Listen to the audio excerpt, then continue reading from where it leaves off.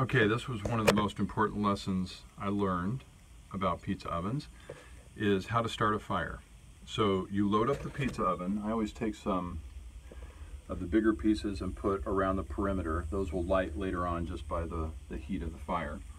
But it's opposite that you learn as a Boy Scout, because the goal is to have the fire brick at the top, the whole dome, retain as much heat as possible. So you do what's called a top-down burn. You don't light it from the bottom, you actually light it from the top. So I load it up with some larger pieces at the bottom and then go smaller all the way up to the top.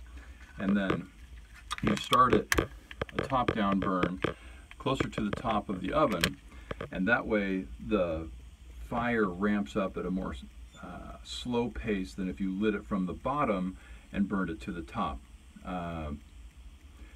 The fire will probably take about an hour and a half to really get going and get to about 600 or 700 degrees with this technique, and then you just continue to add logs until it gets up to about 900 degrees, which is where you really want to get things cooking. The firewood I use is whatever they have at Berry Brothers over on Washington. And get cooking wood. It's dirt cheap. It doesn't look pretty, but it's what all the restaurants use for cooking. Sometimes they'll have almond, apple, pecan. Any of the fruit woods are pretty good, but actually not much of the wood flavor goes into the food that you're cooking because it's so hot that the ashes are all that's left.